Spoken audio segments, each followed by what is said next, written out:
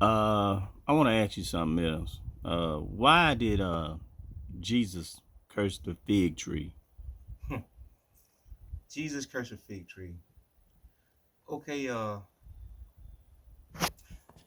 you know, when Jesus and the disciples walked by the fig tree and Jesus, was looking for something to eat, the fig tree had nothing and he cursed it.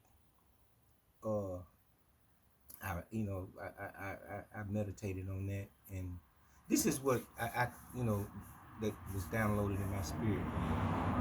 The word of God says that, when we are in God and we follow his instructions and we love him and we're doing what we're supposed to do, we will be like trees planted by the rivers and our leaves would never, ever wither.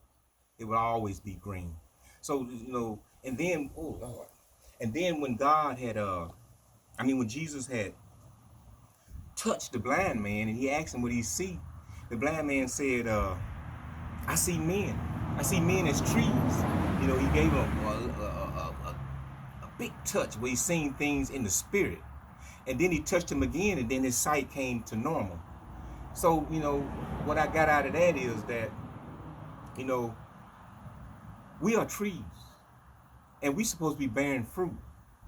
And when people come to us, we supposed to have something to feed them when God brings us into season. And what we supposed to be feeding them is the word of God. It is the bread of life.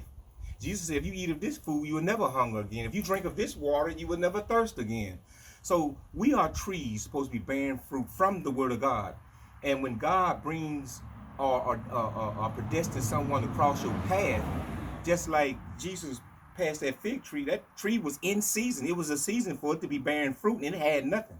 It does no good. Only thing it was doing was just taking up space and taking up nutrients out of the ground. So Jesus say it'll be cut down. So cutting it down makes it worth something.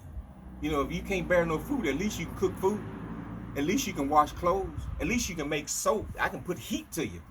You'll be cast in the fire. So, you saying that you are God. God is providing you with all your means.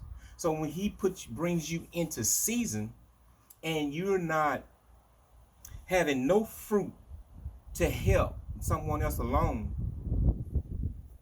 you better off being in the fire. How can you say you his and you ain't putting forth no effort to bring about his fruit? So, that's what I got out of it. And I hope it bless you.